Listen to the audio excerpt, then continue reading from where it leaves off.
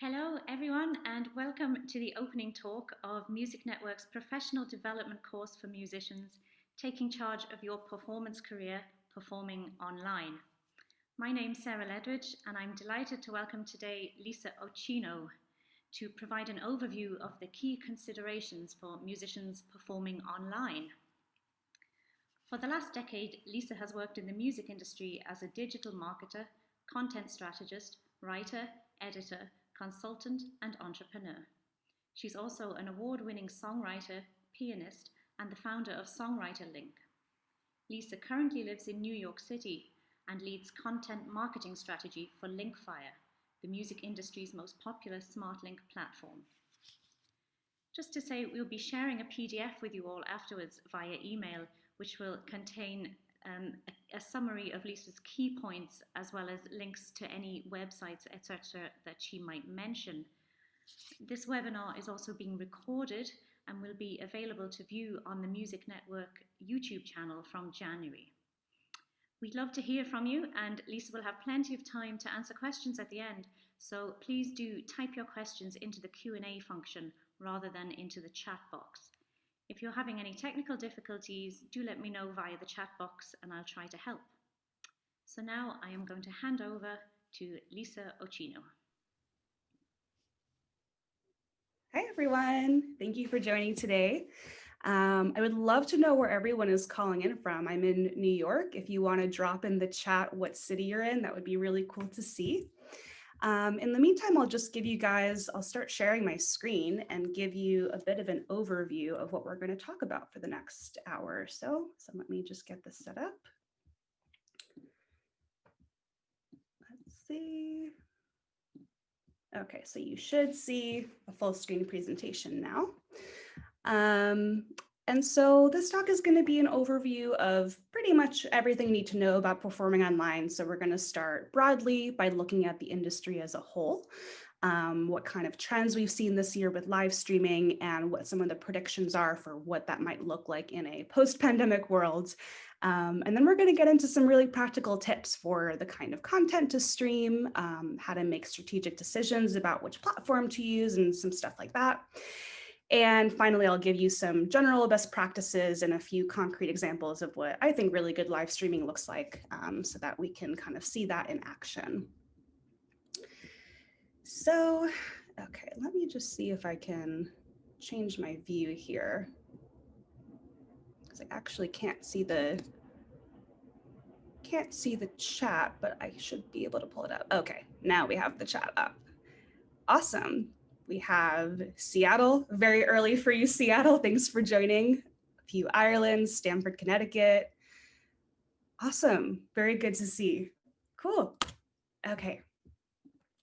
So we're gonna start by talking about the current state of live streaming. We've been in a bit of a pandemic, you've probably noticed. So we've been seeing a lot of things like this happen, where this graph in particular is just from March. This was right when the pandemic really started hitting. And you can kind of see in this graph, there are the different points where the White House unveiled social distancing. We saw the Bay Area shelter in place, and then the New York City shelter in place. And that was like a huge spike. So this is for viewership on Twitch, but particularly the music and performing arts category.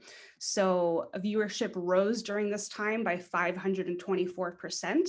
It started out at the beginning of that graph with an average of 92,000 viewers, and then rose to 574,000 viewers in just this couple of weeks. So that's huge. That's pretty unprecedented.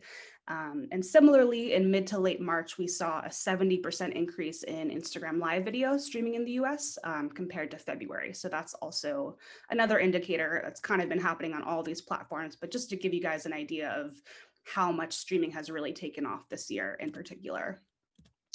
So the next few things I'm going to show you, I pulled from an infographic, and some of these numbers are from before 2020, because you kind of need the full year to be able to give these stats. But so some of these numbers are even bigger now, but I just wanted to give you guys an idea of where streaming is heading and kind of where we're coming from and all that.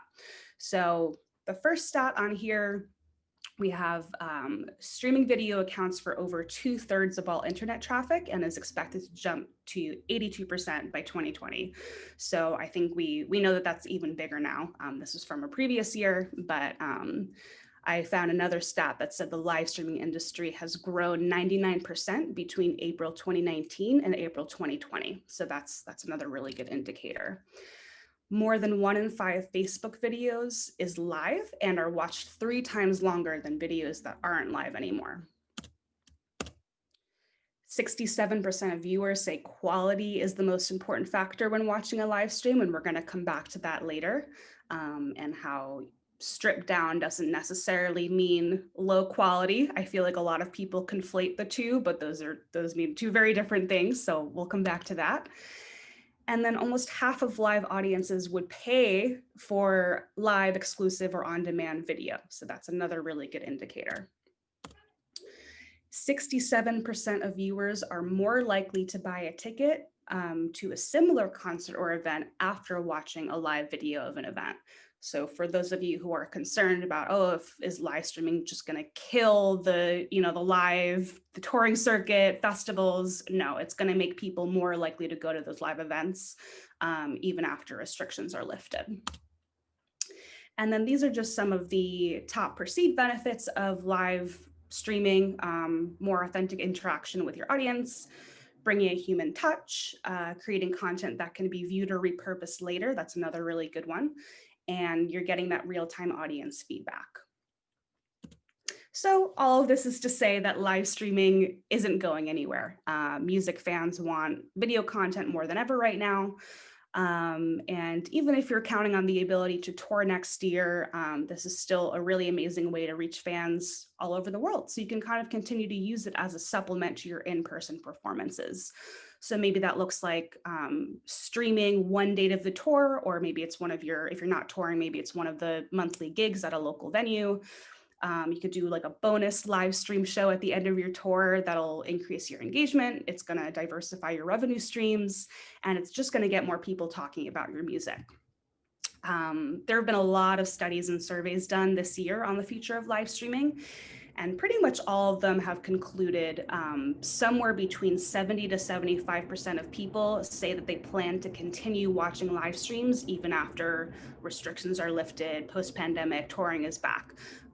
So most people say live streaming is here to stay. And we've also seen a lot of music tech companies jump on this. So they've been really leading the charge and sort of legitimizing the live streaming business through ticketing, through offering community-based features. And just as a reference point, because I think this is kind of mind-blowing, back in 2016, the live streaming market was already worth over $30 billion with a B, and it's expected to be worth over $70 billion by next year and $184 billion by 2027. That's massive. So that's pretty exciting to see. I see a question in the chat about a good time of day for live streaming. We'll get back to that in the best practices section later in the presentation. So we'll come to that. And just one more point on this, moving forward, consumers are expected generally to have more leisure time, access to faster networks. We're seeing obviously more remote work. All of that is to say, live streaming is not only not going anywhere, it's only going to get bigger from here. So this is really the perfect time to start exploring the possibilities and seeing what's out there. So I'd love to just do a quick poll. Sarah's going to put up, you'll see a little pop-up on your screen in just a moment. And I just want to get a feel for the people who are watching this right now. Have you live streamed before? Just a really quick yes or no. And then if you want to drop in the chat, if you haven't live streamed yet, what do you feel is the biggest challenge or what's holding you back? And if you have live streamed, how did it go for you? Was it a positive experience? Was it a negative experience? Do you feel like it was worth it, not worth it? I'll give you guys about a minute to kind of answer that poll question that pops up. And then you can also drop maybe a quick sentence about what your experience has been so far or why you haven't live streamed yet. So I'll just give you guys a minute.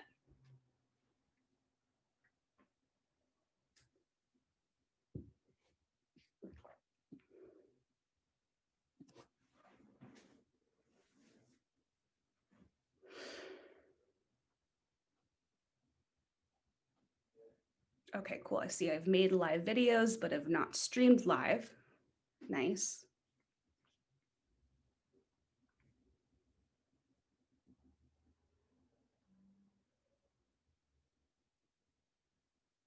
Okay, we'll give you another few seconds for the poll. So if you haven't selected yes or no yet, just click your answer. So a couple people have made live videos but haven't streamed. Some people are kind of afraid of the tech aspects of it. There's actually other talks in this series on specifically around setting up your audio and video that'll be really helpful for that.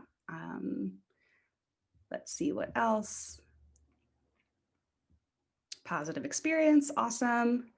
I've wanted to, but afraid the quality of sound won't be high standard. Very, very valid concern.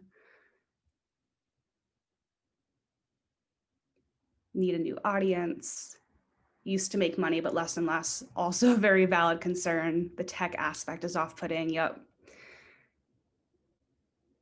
Okay, great. So I think we're gonna end this poll now, and then let's see. Okay, so interesting. We've got about a 60-40 split. So I'm seeing 62% of you have not live streamed before, 38% of you have live streamed before.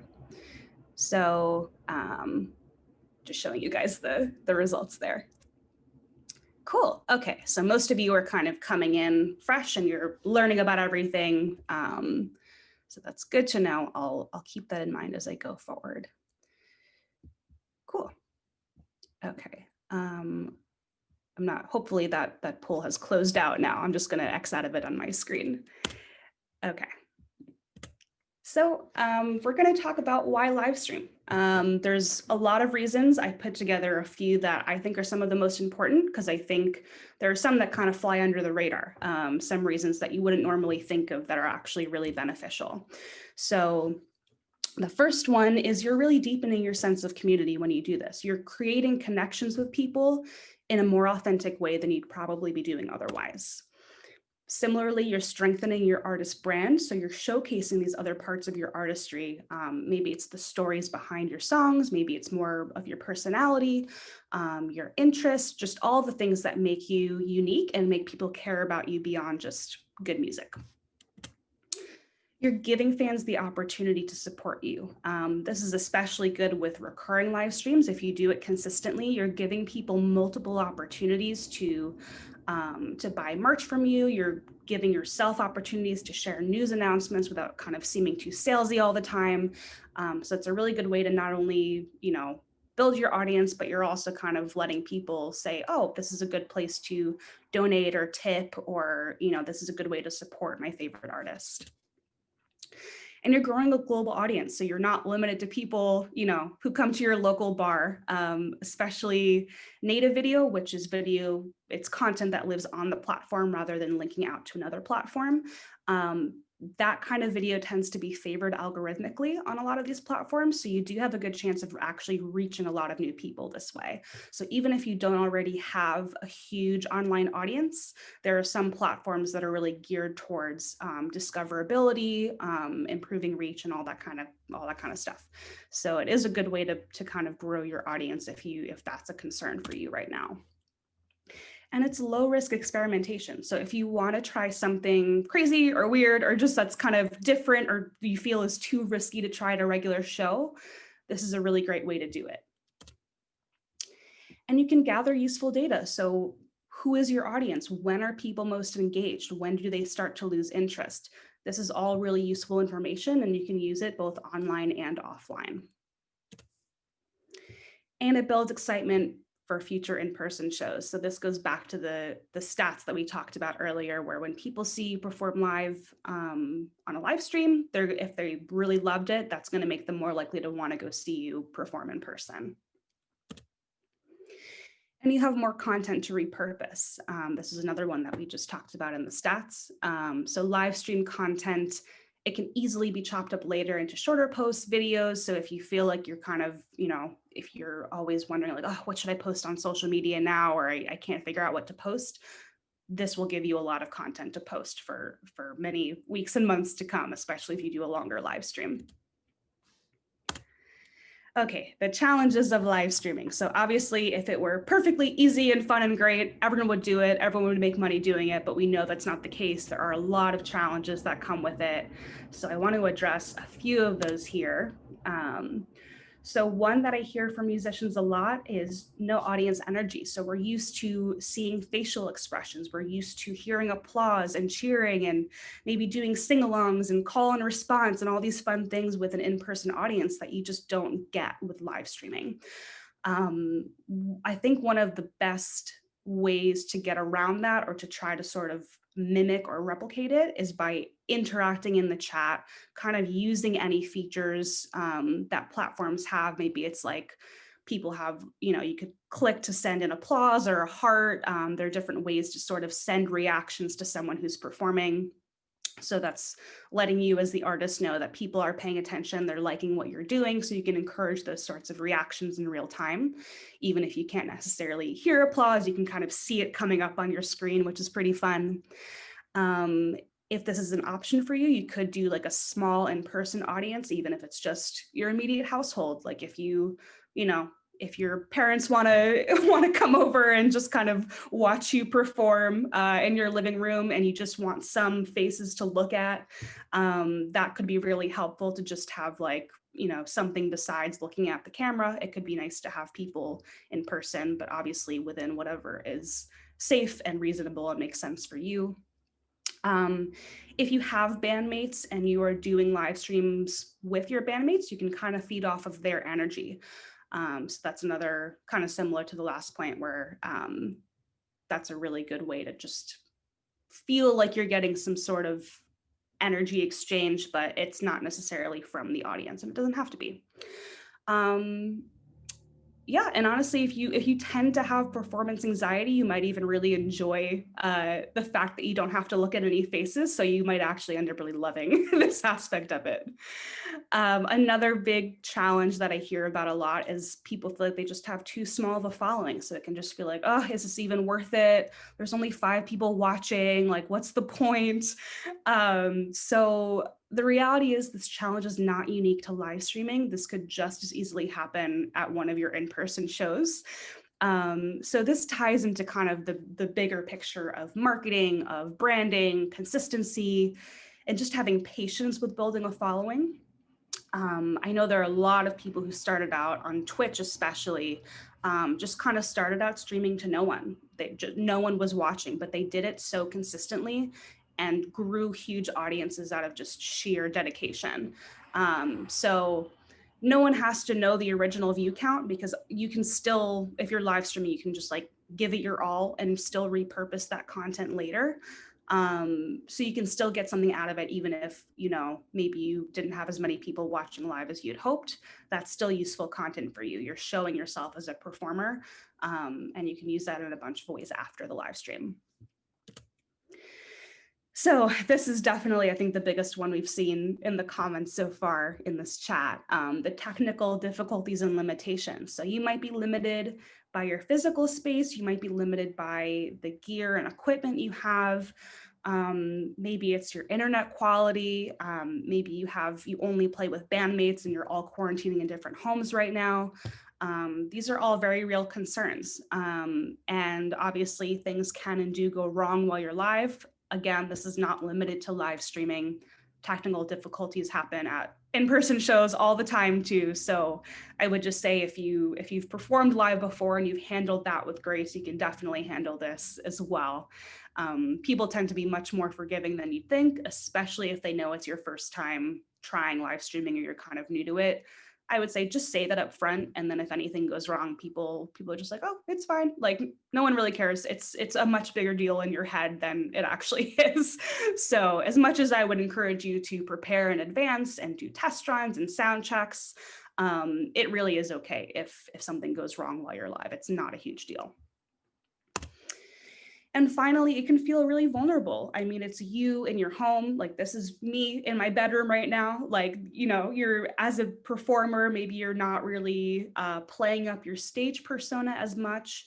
But I think that authenticity is kind of part of the magic, and it's why fans want to tune in. That's why they want to see you live streaming. So it can feel kind of scary at first, but I would say that's something that you're going to want to embrace. And it gets easier the more you do it. Okay, so big takeaway point for you guys. Every strategic decision you make will flow from what your goals are and where your fans are. So everything we're about to cover, platforms to use, the type of content to stream, paid or unpaid, where your audience is, how to reach them, all this is going to come from what your personal goals are as an artist and who and where your fans are, let's say. So for example, if your goal is to supplement your income with live streaming, if that's really the thing you're focusing on, you're going to want to go to platforms that kind of streamline monetization for you, and they make it dead simple for viewers to support you. There are some platforms that are better at that than others, for sure. Another example, if your main goal is more just about generating awareness, reaching new people, building your audience, you're probably going to want to do a free show. It's probably going to be Facebook Live, Instagram Live, or wherever you have the strongest and most engaged following. So any decision you make, it's going to come back to those two things. So just a good thing to keep in mind as we go through these. So think beyond performances. Even though this is called performing online, I do encourage you to think outside of the box a little bit. Live performances are the most obvious, and they're usually the safest bet for a live stream, but this is a really good time to get creative and experiment with different formats or topics. There are so many interesting and fun ways to engage with your fans and make them excited to tune in. So I'm just going to list out a few ideas here for you. So songwriting sessions, this could either be with someone that you're on the live stream with, or it could be even with your audience. That could be a really cool thing to do, where you're kind of like writing a song together in real time. Home studio tours, if you're like a gear nerd and you just want to show off all the stuff you have, a lot of people are really interested in that. They want to see how you make music. What's your creative process? Like, that's all the sort of behind the scenes stuff that's really cool to share. Q&As, it could be an Ask Me Anything. It could be around a certain topic. That's up to you. But anything where your fans or your audience are getting to know you better is always really fun to do. You could do album trivia. So maybe you're kind of like either walking through, or maybe you're playing songs from your album all the way through, but you're giving the stories behind each song in between. So you could say, oh, this reminds me of when we were in the studio recording this crazy or funny or unexpected thing happened, or, oh, I wrote the lyrics and then like changed everything. And, you know, just any sort of story that you have about how you made that album, that could be really cool to sort of intersperse as you're performing, if you want to do it that way. Master classes and tutorials. You have so much knowledge about music, about your instrument. Maybe it's your voice, or maybe it's a physical instrument. Maybe it's songwriting knowledge, music business knowledge. All of these things, like, you're going to have at least some people in your audience who want to hear about it.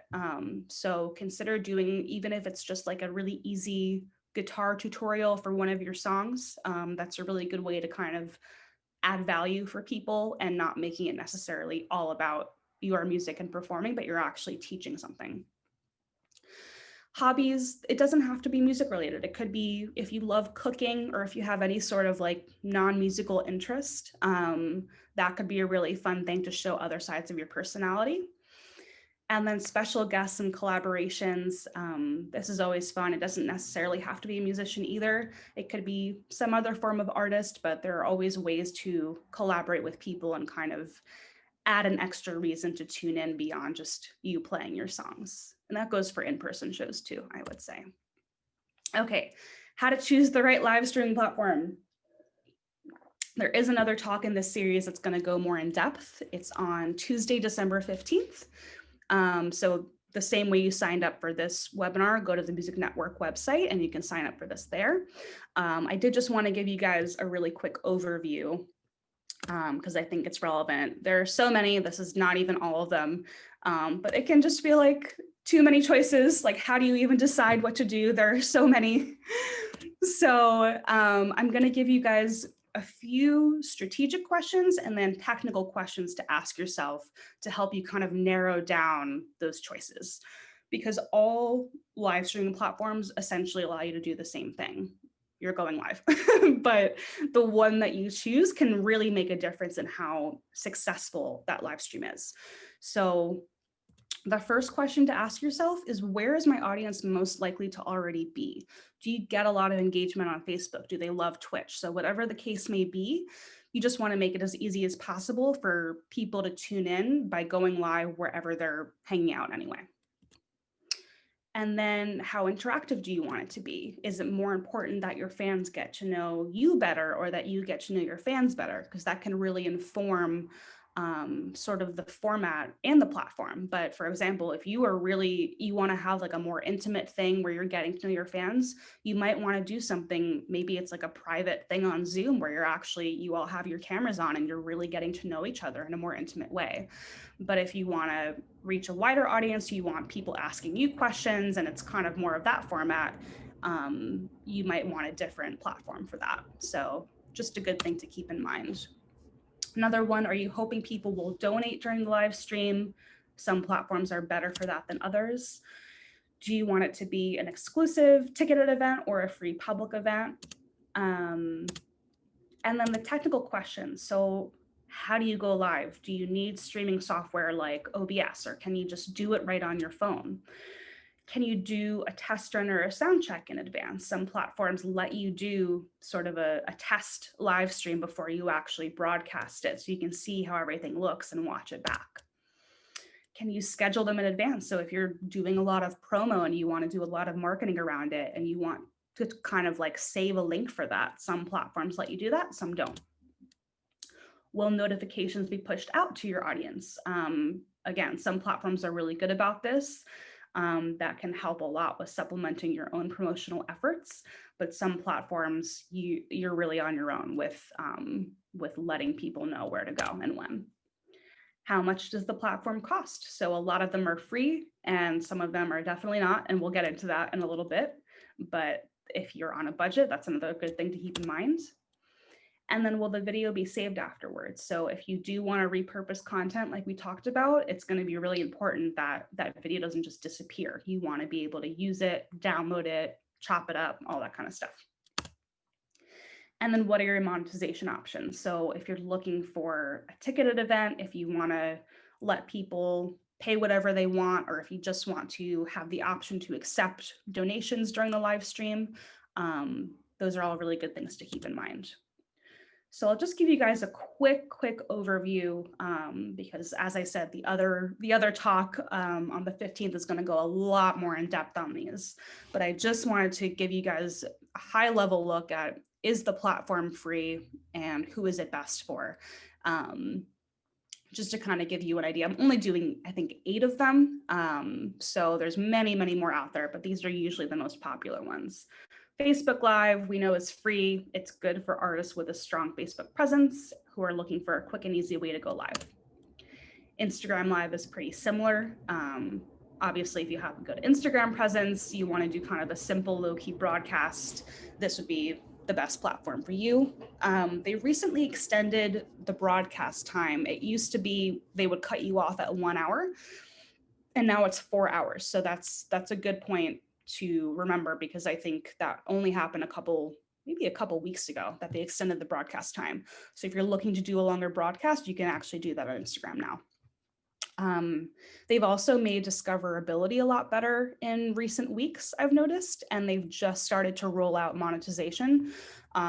So it's something with like, fans can buy a fan badge that shows up on your video, something like that, but it's only being rolled out to certain creators right now. So it's not a widespread thing, but they're definitely investing more time into making this, Instagram is going to be about live streaming. That's pretty much, it seems to be the direction they're heading in. So that's one example of what would be favored algorithmically. If you want to kind of reach a lot of new people, Instagram is really pushing it right now. YouTube Live is also free. It's better if you're looking for a higher resolution live stream. They support 4K video, and there are some pretty good built-in revenue share options, but It can be a little tricky because I think you need like a certain number of subscribers to be able to unlock some of those revenue options. But that would be something to look into if you do have a pretty strong YouTube following. You can make a lot of money that way, not just from asking people directly, but through enabling ads and stuff like that too. StageIt is a free platform. This is targeted pretty specifically at musicians, but they do keep a percentage of revenue based on how much you earn. So it is good if you do want to replicate that feeling of an intimate in-person performance as best you can. They're usually, I think they tend to do like 30-minute shows. That's the standard on StageIt, and monetization is really front and center. So you can sell fixed price tickets, you can do the pay what you can tickets, and then fans can also tip you really easily at any point during the live stream. So if that's important to you, this would be a good platform for that. Twitch is free. It's really good for DJs in particular, but honestly, any artist who is looking to do a longer broadcast, I think you can stream up to 24 hours on Twitch, which I don't know if I would recommend 24 hours, but there's no like limits like we used to have on Instagram Live where they would cut you off after an hour. So Twitch is really good for those like multi-hour live streams. And it's a really top-notch audio and video quality. And again, you have some built-in revenue options, but I think you do have to be either at the affiliate or at the partner level to be able to make the most of those. Vimeo, this one is expensive. In order to unlock the live streaming feature, you need the premium plan that costs $75 a month. So I think this is a little bit out of reach for most independent musicians, but if you do have a budget and you're looking for really robust built-in features, analytics, simulcasting to a bunch of platforms at the same time, really high quality streaming, this is like the best of the best, but you are going to pay for it. And then Crowdcast is another good one, but they don't have any free plans. They actually just increased the price of their lowest plan. It's now, I think it used to be 20 a month and now it's 29 a month. And it goes all the way up to 195 a month for like the enterprise plans. But it is a pretty painless one-stop shop. They have a lot of automatic registration pages that you can take advantage of, engagement tools, pretty advanced analytics. One thing I noticed, the starter plan, you get 50 attendees included, but after that, I think they charge you like 15 cents per attendee if you have more than that. And you only get 5 hours of streaming per month. But there are a lot of integrations. I think they integrate with Patreon, Stripe, a few others. So there are some pretty powerful tools on this platform, but again, it's going to be a little bit pricier than some of the others if you want to take advantage of those. And then Zoom, we're on it right now, so you're already familiar with it. There is a free plan, but if you're expecting more than 100 participants, or if you're streaming for more than 40 minutes, you do need to get that paid plan, which starts at $15 a month. This I would recommend if you want to host a more intimate event with a lot of fan interaction, because you can all turn your cameras on. Like I said before, you can make it really fun and kind of personal. And I don't have a slide for this, but I just saw very recently that Bandcamp started rolling out a platform for ticketed live streaming, which is really exciting. So there's not a lot of information about it yet because it's so new. But I think it's going to be pretty cool, especially if you're already on Bandcamp. Everything's going to integrate like your merch, your music. I am going to include a link to a blog post on their website about that in the follow-up document that we'll send you guys. But that's another one to keep an eye on, Bandcamp's new platform. So that'll be pretty cool to see what they do there. Okay, best practices for live streaming. I'm going to run through 7 of them. All of these are just kind of like blanket statements. Everything's going to depend on what's best for you and your audience. You're always going to want to experiment. So if anything I say, if you're like, oh, well, that didn't work for me, then do what works for you. But if you need a starting place, this is a really good starting place. Try to be consistent. Consistency is the #1 way to build an engaged live streaming audience. This is what I hear from musicians constantly. This is the #1 thing that people say, that you have to do it regularly. You want to pick a daily or weekly streaming schedule that works for you and for your audience. take time zone into consideration, I would say. So if you have a lot of people in Europe who are fans of you, you're not going to want to, do it super early or super late for them. Or if a lot of your fans are working full-time jobs, maybe you don't want to do it in the middle of the day. Maybe you want to do an evening or a weekend. So you do have to kind of play around with this and see, but try to just pick something that works for you and just see what happens and then stick to it as best you can. You want to let your fans know when to expect your next live stream performance and kind of give them something to look forward to. And always start on time, regardless of how many viewers there are. Don't do the thing where you're like, oh, well, there's only 3 people here right now, so let's just give it 10 minutes and see if other people show up. Like you're just, those 3 people are just going to leave and you're giving them a bad experience. So even if people aren't there right when you start, just act as though you have a full audience right on time, and people will kind of come and go throughout, but don't keep the people who are there waiting. The longer the better, usually. Again, definitely experiment with the length and the content of your live streams. But I would say at least try to work a few long form streams into the mix. So the reason for that is you're just giving people more opportunities to tune in. It's a more relaxed pace. You have time to get to know each other and show off your personality. And it'll give you more clips to pull from and reuse later. So ultimately, again, just do what works best for you. But I would say don't be afraid of trying a stream for over an hour if you're able to. It'll go by, I think, a lot faster than you realize. So it's not as scary as it sounds. Plan your physical space. This is a really big one. Before you dive into any hardware or software decisions, you really have to figure out what your needs are. What's the best spot for your mic? Are there any distractions in the background? Is there any like loud noise coming through if you're on, a ground floor and you're on a busy street? Try to figure out what the best spot is, what the best background is. So we're talking like visual and sound, planning your physical space. Test your mic. Do I need to move this around? Do I need to add a lamp? Do I need a better camera angle? These are all things you're going to want to keep in mind before you really make any decisions about, okay, what hardware do I need? What software do I need? Should I use my phone or not? Like you want to just know where you're live streaming from, and then you can make those other technical decisions. Okay, back to this one. Stripped down does not mean low quality. This is probably, I wouldn't say one of my pet peeves, but I feel like people just mix this up all the time. So people love authenticity, that's true. But the quality, and when I say quality, I mean your physical space, your tech setup, your internet connection, those things shouldn't be so bad that they're distracting from the content. So if you need a bar, that's kind of the bar. Like it doesn't have to be pristine, perfectly produced. You don't need a production team or anything. Like it can be very stripped down, but it should be at least good enough quality that nothing is distracting people. They can focus on what you're doing and they can kind of be in that moment with you.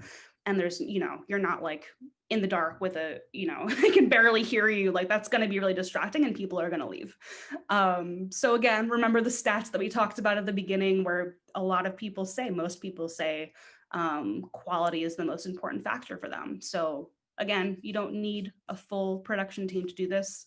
But you do want to make sure that whatever your setup is, your quality is good enough that it's not distracting people. I believe tomorrow is the talk in the series about optimizing your audio. So if you need to learn more about audio, you don't really understand what mics to use or what kind of setup for that, go to the Music Network website and sign up for that one tomorrow. And then Monday, December 14th is optimizing your video. So all that visual stuff that we were talking about. So we're not going to go super in depth on the technical stuff in this presentation, but those other two, tomorrow and Monday, are going to be where you really get into the weeds with that. And then don't panic if you have technical difficulties. So preparing obviously lowers the chances of something going wrong, but some things are just going to be out of your control. So it doesn't, you could do all the prep in the world, but your internet could go out in the middle of it and you just have no control over that. So I would say if anything goes wrong, it's fine. people, as I said, are very forgiving and understanding with live streams, especially. They're not expecting it to be perfect. They're expecting weird things to happen. It happens all the time. So don't put too much pressure on yourself for like, oh, this needs to go exactly as planned, because it's probably not going to, and that's okay. And the more you do live streams, the more you're going to kind of work out those kinks and see, okay, this is how I can prevent that next time that I had no idea was going to happen. But you can kind of figure that out as you go. So definitely prepare, but don't put too much pressure on yourself. And make your fans feel seen. You really want to interact. You want to make them glad they tuned in live, that they're not just like, oh, I could have just watched this on a YouTube video. Why did I bother just like rushing to my laptop and sitting down at this particular time? Like, really, when you're interacting with them, look directly into the camera when you're talking to them, when you're reading through the comments, when you're engaging with the chat. You just want to make sure that they actually feel seen, and just feel like, oh, that was worth it to tune in live. That was really cool. That's probably, besides consistency, I think that's the next biggest one, at least for me. And then check your analytics. I would say don't get too distracted by the real-time stats, but you're definitely going to want to analyze after. So see if you can spot any trends of where engagement or viewership was at its highest point, at its lowest point. And again, the more live streams you do, the more data you'll have on this kind of stuff. But you can use all of that to make smarter marketing decisions down the road, even beyond live streaming. So if you have demographics information, that could kind of inform your ad targeting, if that's something that you're doing. The content of your show and where people are most engaged and where people are dropping off could actually give you ideas for your next in-person show.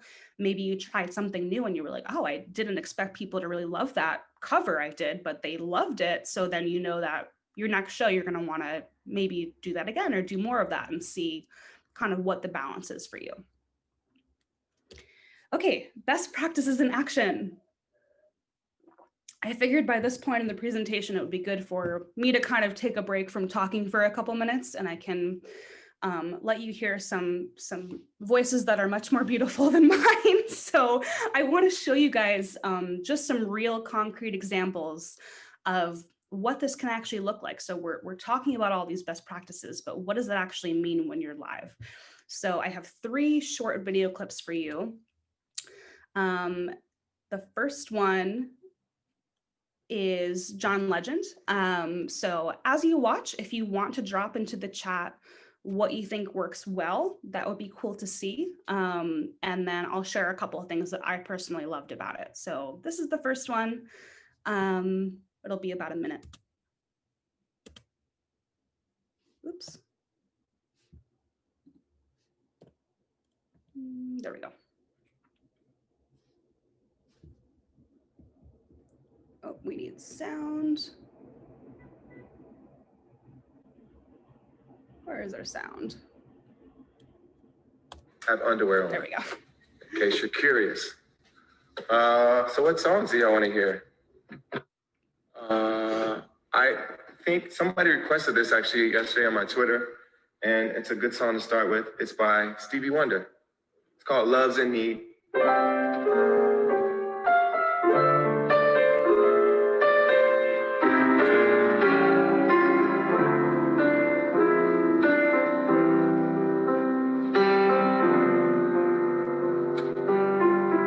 Good morning, evening, friends. Here's your friendly announcer. I have serious news to pass on to everybody. Cool. So that was a minute clip. I see in the comments we have straight off the sound quality is very good. I agree. He's in this nice kind of like reverby room with his beautiful piano. Seems to be delay. That might have just been the stream, but his room was kind of like a little bit echoey, so that might have been what you were hearing. But things I loved about it, I think the sound might have cut off right at the beginning. That was my fault. But he did start off by saying, I've never done this before. I've never done this on my phone. So he's kind of starting with that vulnerability and with that authenticity that we talked about. He plays up the aspects of live streaming at home that you don't really have at a real concert in a venue. And I see someone pointed this out. That was one of the things I love too. So the show is by request, but he started taking requests on social media beforehand. So that's allowing him to start performing right away. I think one of the mistakes I see people make is that they just kind of like get distracted by the chat and they wait for people to come in and say like, oh, maybe play this song. And then people are just kind of like sitting there watching you stare at your phone for 10 minutes and nothing is happening. And then a lot of people are just going to leave. So if you are able to kind of, if you want to do a by request show like he did, start taking requests beforehand or just have something that you're going to start off with right away, so that you can just get right into it and then just hook people right away and keep them engaged. Let's see, the chat things are distracting, someone said. Yeah, that's kind of just, again, the nature of the platform. So this is on Instagram Live. They do have the chat come up. There might be a way if you're viewing it to hide that, I'm pretty sure. But this is just kind of like the downloaded video that he put on YouTube. So the chat just shows up that way. Yeah, and the cameras, it feels like a really intimate camera shot. It's right up there. So that's really cool. We have loved how he makes you feel like you're in the room, relaxed, casual. Then again, he is the legend. Yeah, for sure. Awesome. So the next one, this is Laura Marling. She did this really cool thing called isolation guitar tutorials. And this is kind of what we were talking about before, where you don't necessarily just have to make it about you and your music. You can actually make it educational or informative or interactive. So I'll play a little clip of this for you so you can get an idea of what I'm talking about. And again, feel free to drop in the chat what you like or if it gives you any ideas, and then we'll talk about it a little bit after. So in D, G, D, G, B, D, which a couple of people asked how you tune the guitar. And I think by that they meant for the tunings and whether you tune up or down. And so for this particular tuning, you're only changing these three strings from standard tuning. So you're tuning the E down to a D, the A down to a G, and the top string, top E down to a D. So, and do it slowly, because quite often if you haven't done it to your guitar before, it might snap. That's okay. Then you just put on a new string. I break a lot of strings tuning. So this tuning, something to say about this tuning is that if you watch the Daisy tutorial, the Dad F sharp fad tutorial, then this is interesting. So instead of playing that a string down, I've just, this tuning just kind of moves all those shapes a string up. It's obviously not the same key. But you, any shapes that you learn in that Dad fad tuning, you just move up a string.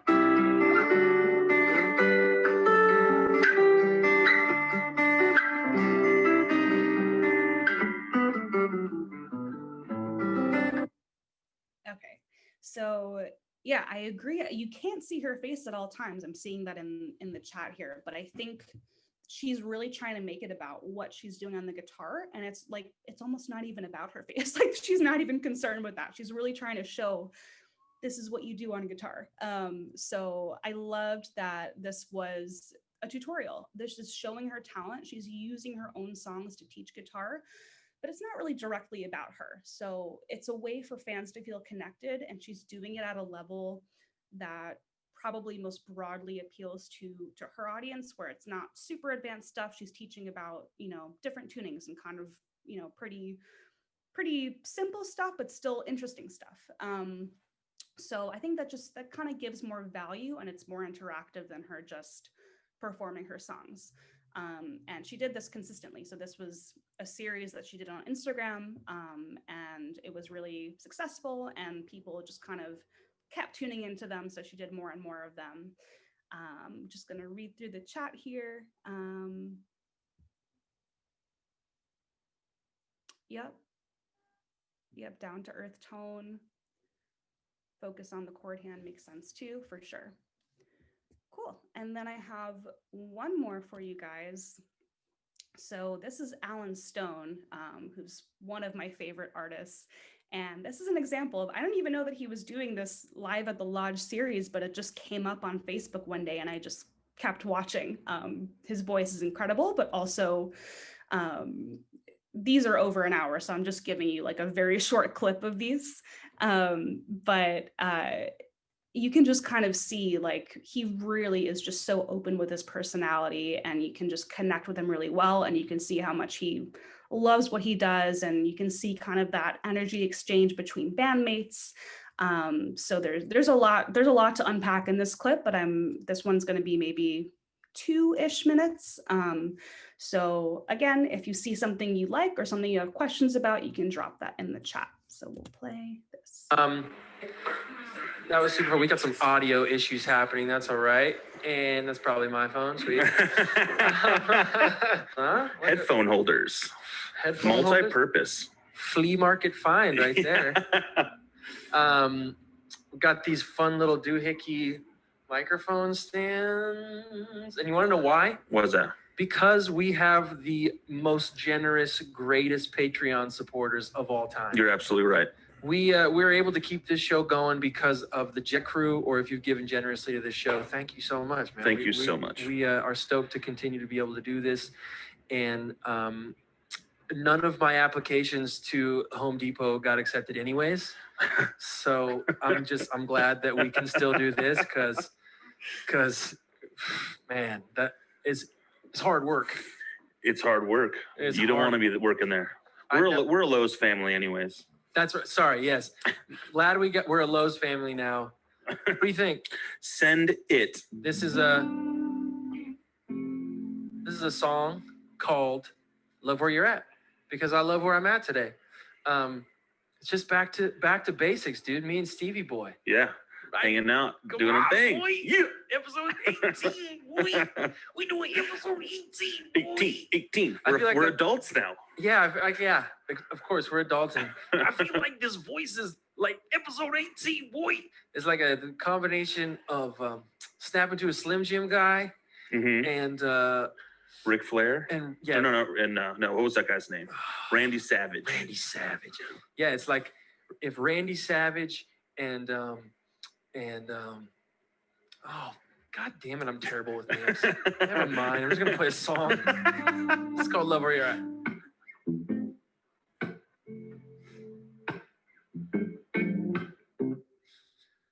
Keep my dirt on the surface, so you don't gotta lick it. The people make me nervous, trying to hide all of this. Oh, his voice is so good. I wish I could just show you guys the whole thing. But good point. So if you're in the chat, make sure that you're selecting panelists and attendees from that drop down. Some of these comments that have been coming only to me and Sarah. So if you want everyone to see it, make sure that you select panelists and attendees, and then everyone will be able to see your comment in the chat. But if you do just want to send it to us directly, that's also fine. You can select only panelists. But that's why some of you have said, I can't see all of the chat. That's why some are coming to just us and some are going to everyone. Okay, so some people said personable and intimate. Yes. Very natural about it, saying he has sound issues. Yep, for sure. Aesthetic room, having someone else in the room adds to the atmosphere. Really good point. Sound production is very professional, for sure. And yeah, definitely better sound quality. So this was by far the most produced out of those 3 examples. And I wanted to give you guys on purpose kind of different examples of like, what's going to be really, really stripped down, but you can still hear and see them clearly. And then this is definitely the most produced, but he acknowledges there were still audio issues that happened, and that's okay. He just kind of says it really casually.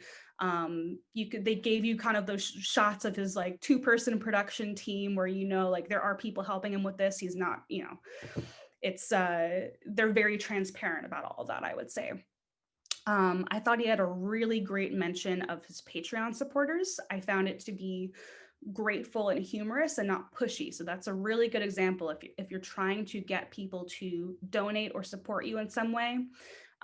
He said something about like, oh, we have these really nice microphone stands. because of our amazing Patreon supporters. So it's kind of showing like the money that you donate is actually really helpful for us. And this is kind of supporting our livelihood as musicians. And they had it on screen. They have the link on screen. So that was really nice. But yeah, that's just kind of a good way to not be too salesy, but to still get people to say like, oh, other people are donating. I should take a look at that and see too, because I want to support this artist that I love. There was a really great physical setup. Really sets the tone and the vibe. I didn't think it was overly complicated. It really fits his brand. It fits his music. It kind of even fits the quarantine theme, you know, like Live at the Lodge. It just feels very quarantine-y to me. And it kind of, the setup shows like that magic between his band members and his team. It shows off his voice and personality. There was that, you know, fun banter in the beginning, just a really nice setting overall. And also these are long. These are over an hour usually, pretty much every time. So that's allowing a lot of people to tune in.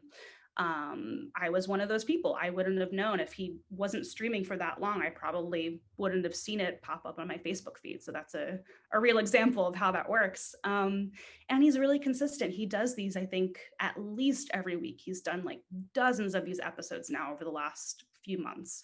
So that consistency has allowed him to kind of build up his base of supporters and supplement his income in a time when he can't go on tour. Let's see, another couple of comments. Draws you in with his humor for sure. The reverb, the production team added to the experience, absolutely. Someone else said the dialogue between the technician and the musician works well. The crack is infectious, yes, for sure. The viewer is a part of the social gathering, warm and friendly, social dynamic, yep, absolutely. I don't know if that took place in his home. I think it was more of a set.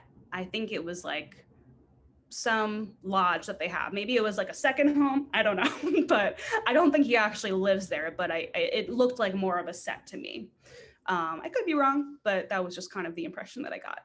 So those were the three examples I wanted to give you. Hopefully that gives you a better idea of what some of those best practices look like when you're actually doing it, and what those things can look like.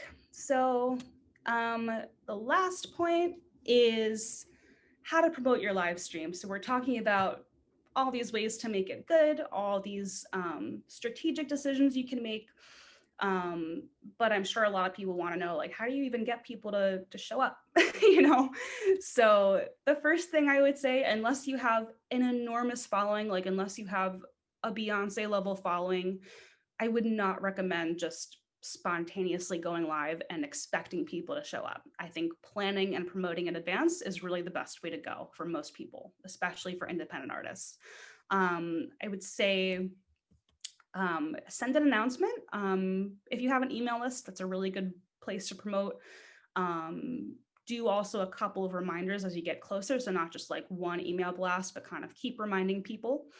And then shout it from the rooftops on all of your social media channels. And if your live stream will be taking place on one of those channels, give that channel some extra attention in your promos. So if you're going live on Facebook, then do a lot of extra promo on Facebook, because that is where your audience is going to be, and that's where you want people to tune in as well.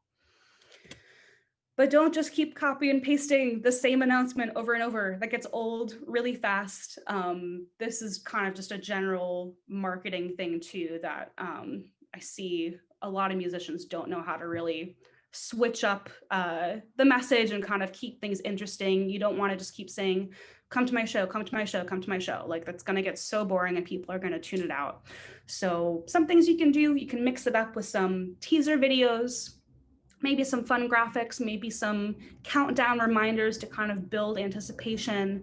You could give little hints at what you'll be playing or discussing. I've even seen some people do like some sort of contest. Maybe you can incentivize people with saying, like, you know, the free merch to 3 viewers. Maybe it's the top 3 donators. Maybe it's the best commenters. It's like whatever you want it to be, but some sort of incentive to get people to say, I need to watch this live. I don't want to watch it later. I want to watch it when it's live. So that'll be really helpful. And then if you're planning to invite any special guests to join you on the live stream, that's even better. You can team up for cross promotion for a bigger impact, and you can continue supporting each other even when you're not doing an event together. So that's just always a nice thing to build, especially in the music community, I think. And then also take note of whether the streaming platform that you chose is going to save the video after. And you can actually use that to your advantage either way. So if a recording won't be publicly available after the live stream, you can actually emphasize the importance of showing up while you're live so that your fans make it a bigger priority. Or on the other hand, if the video will be automatically saved to your channel after you end the broadcast, you can sort of extend the life of that stream by promoting little highlight clips, linking to the full video, so you can kind of keep reusing that video in as many different ways as you want.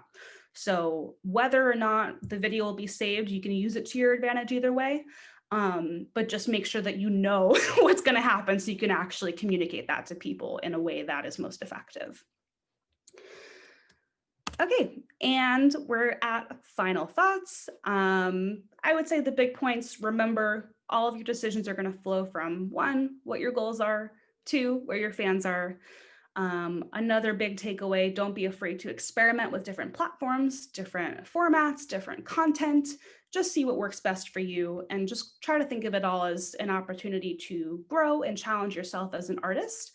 And just try to have fun while you do it. Like, it doesn't have to be so serious. Just try and have fun and see what happens. So now we have time for questions. So I think we're going to welcome Sarah back, and she's going to let us know what kind of questions we had in the Q&A. Thanks, Lisa. I think maybe if you want to stop sharing your screen there. Oh, yeah. Good call. Great. Thanks for such a brilliant talk, for sharing the breadth of your enormous knowledge there with us. So Okay. you have a few questions here in the Q&A. First one, maybe you answered it already, but I think no harm to reiterate and expand. So is there a proven better time of the day for live streaming? I think if you look up 10 different articles about this, they're going to give you 10 different answers. So it really depends on you and your audience. I would say very time zone dependent. So whatever, if you have a lot of local fans, you're going to want to do it at a time that works best for your local audience. But if you have, maybe you have more fans in Japan, I don't know, maybe you have more fans in Korea, you're going to want to do it at a time that works for them as well. So I don't think there's any specific time of day that's going to be best, but I would say start with what works best for you personally, and then see if that is something that works for other people. And you can even ask, maybe you want to do a poll or a survey to your email list or throw it up on social media, and just say what time works best for you. And then you can actually use that for feedback. Great, thanks for that. Mm-hmm. And the next question here is around software for playing together when not, well, platforms, I suppose, for playing together when not in the same room with a band, or I guess any. That is really tricky. And I think you're going to need like a very, very robust technical setup, because I think the biggest issue with that is going to be latency. So if you're trying to perform at the same time in different rooms, that's going to be really difficult. So I think if you've seen people do that live, they're not actually doing it live. If you've seen these big productions where you have like, 10 people singing in different rooms and bandmates all in different rooms, they definitely, like, they're broadcasting live, but they pre-recorded that most likely, unless they are paying for something really expensive to make that setup work. That is really, really difficult to pull off in a way that is pleasing to the ear live, for sure. Yeah, and I think maybe Mairead O'Reilly might be touching on that tomorrow in her talk on audio. Yeah. As well, if anybody's tuning in at 2 o'clock tomorrow. Next question, Lisa. If the live stream is substandard, can you remove it immediately? Yeah, I think it depends on the platform, but if you are not happy with how things are going, you just want to cut it, you can always I think pretty much every platform will allow you to just delete it right after. There's no reason why you have to keep it. Yeah, I think so too. You can take something straight down, yeah. Yeah. Okay, next question about physical space. Do you recommend a high budget for a live stream, or does streaming from the sitting room work just as well? I don't recommend a high budget. If you have a high budget, that's great. I wouldn't ask you to put money that you don't have towards it. But I think, I mean, we saw in some of those examples, like you could literally just be sitting on your couch in the living room and it could be just as magical an experience as a more produced thing. So you definitely do not need a budget. I think if you're going to put budget towards something, it would be more around getting really good sound. If you're performing, especially like if you're just doing a Q&A, I don't think it's as important, but if you really want good vocal quality, you really want to pick up your guitar or your keys in a way that sounds really nice, I would say put any budget you have towards that. And again, you're going to want to go to the setting up your audio and setting up your video talks to go more in depth on that, on the technical side.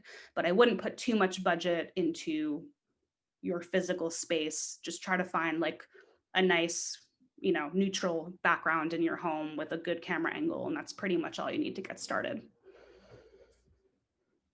Great, thank you.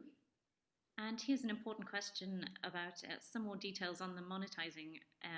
Now, as you mentioned, David, we'll be talking about this on Tuesday next week as well in relation to different options for platforms and which are good for monetizing. But have you got a sort of an overview of that? Oh, yeah. I would say, so I know that Stage It is a good one. You can sell fixed price, pay what you can. They can also tip you during the live stream.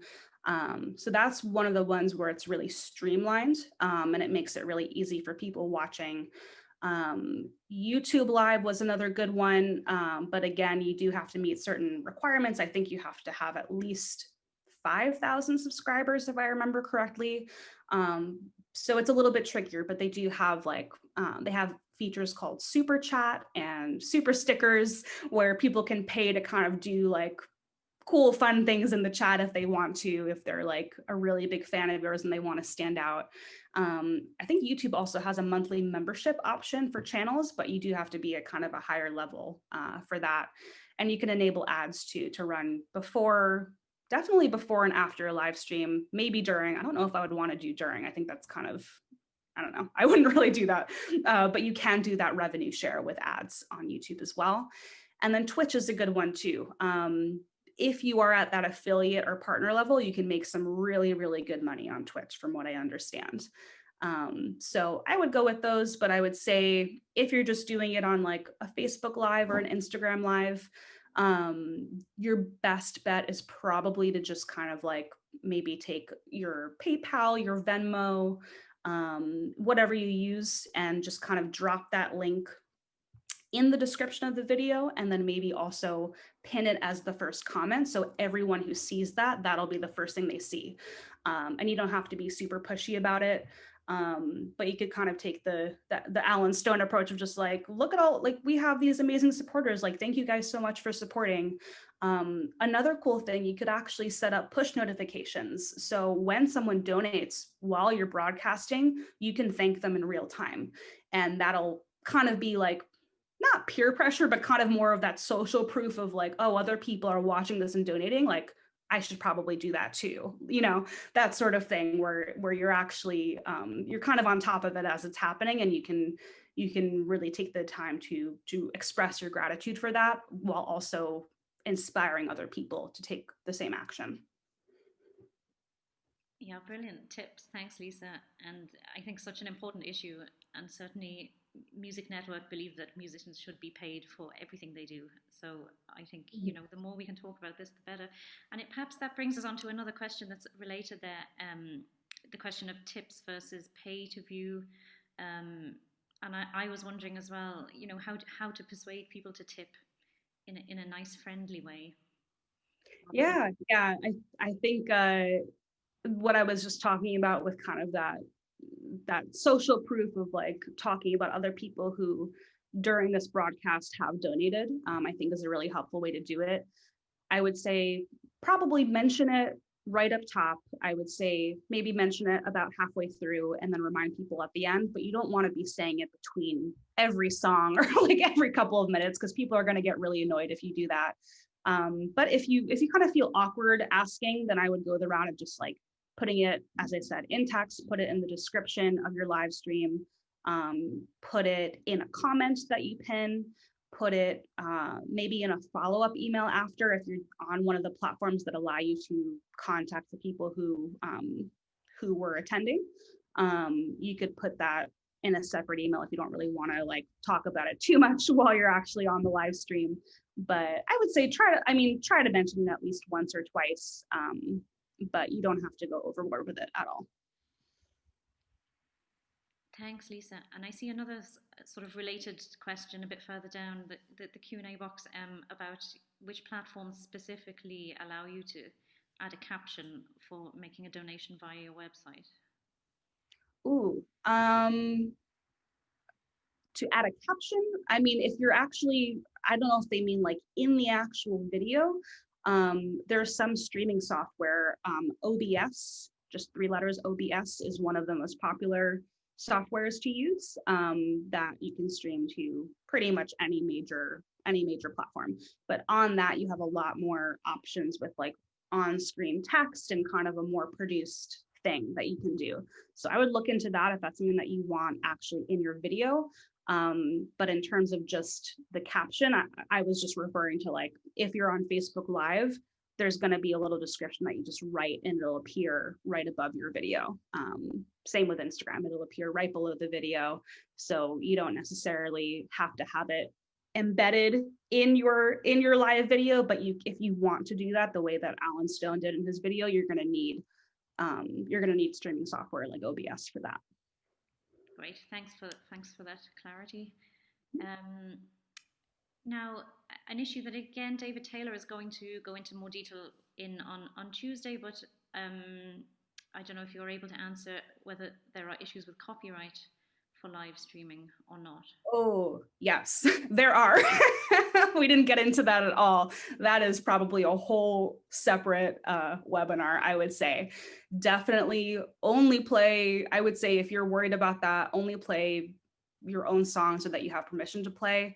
Some platforms, I mean, this changes all the time too. Like there sometimes, I know Facebook used to be a little bit more lax about it than YouTube, but then Facebook just like pushed out some new, I don't know if it was like an algorithm or what, but they pushed something out that was just like giving everyone video warnings. And sometimes it would like take down your stream even when you were playing your own song. I think this tends to happen more if you're playing the actual recording of a song.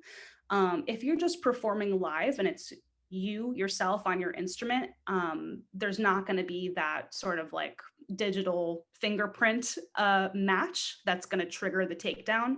So I would say definitely just try to stick with your own songs would be the safest bet. But I would say if you're worried about that, maybe don't play the actual recording of a song, just play it live yourself, and you shouldn't run into any issues with that.